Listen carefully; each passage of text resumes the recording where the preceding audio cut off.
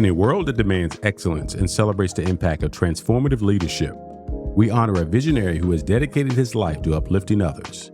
Tonight, we are proud to present the Andrew Young Lifetime Achievement Award to Dr. Michael L. Lomax.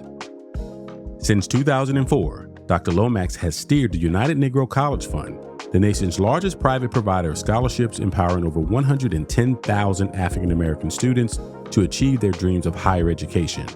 Under his leadership, UNCF has not only raised over $3 billion, but has also been a beacon of hope, opening college doors for 60,000 students annually through scholarships and support to 37 member historically Black colleges and universities. At the helm of UNCF, Dr. Lomax has pioneered the Institute for Capacity Building, enhancing the resilience and efficacy of HBCUs. His unwavering commitment extends beyond boundaries, fostering partnerships that champion college readiness and educational reform. We have about 60% of our total population have college graduate degrees. And that makes us at least the most officially educated city in America. They complemented what was happening with the existing colleges and universities with an expansion of community colleges, so that Kennesaw and Gwinnett and Clayton State and Atlanta Metropolitan College, all of them essentially fit into a network that provided us with a very well-educated, well-trained workforce that turned out to be not only good workers, but we happened to be visionaries and good consumers and people who were interested in the arts, people who had exciting ideas for new businesses. And all of that was a spin-off from the work of Michael Lomax.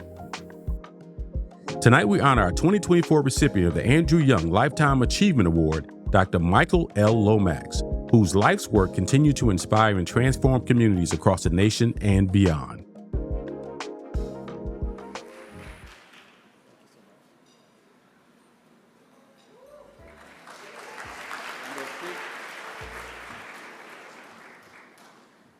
Well, I'm a recovering politician, so I won't give a long speech.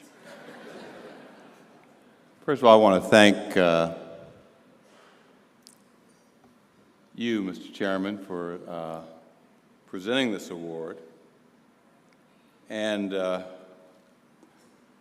my UNCF chairman of our board, and, oh, by the way, the international chairman of the board of 100 Black Men, Milton Jones, for all the wonderful work and support that he does every day in behalf of both of these great organizations. Let's give these gentlemen a big hand.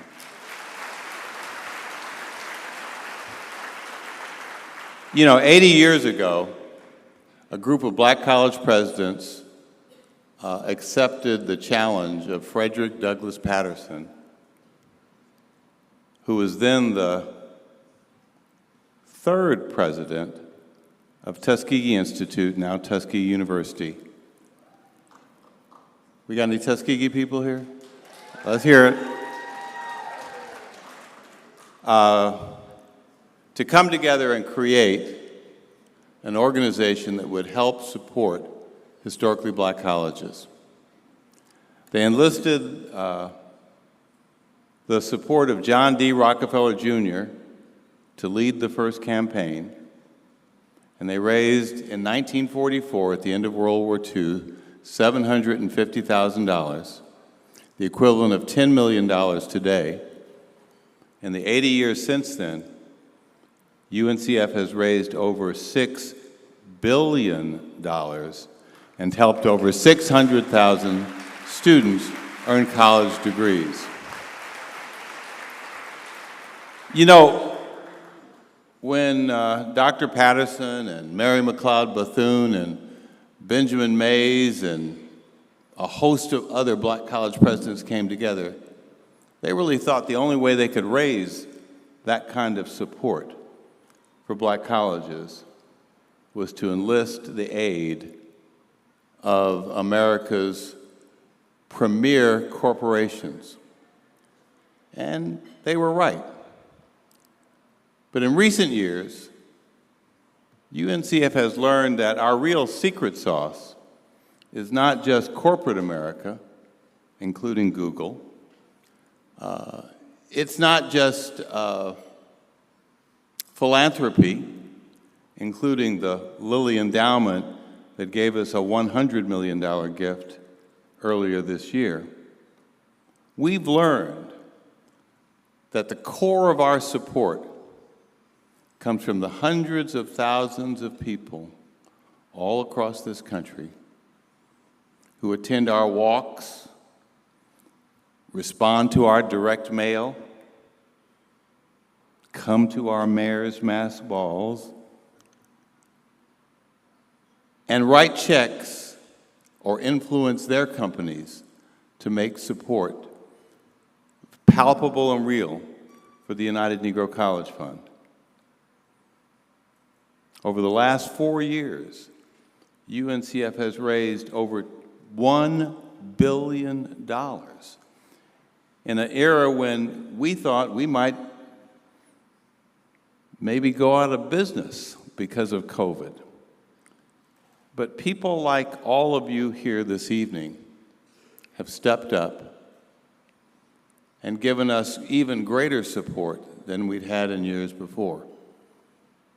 Yesterday in Miami, Milton Jones chaired our board meeting, along with Dr. George French, the president of Clark Atlanta University, who is the chair of our 37 member institutions.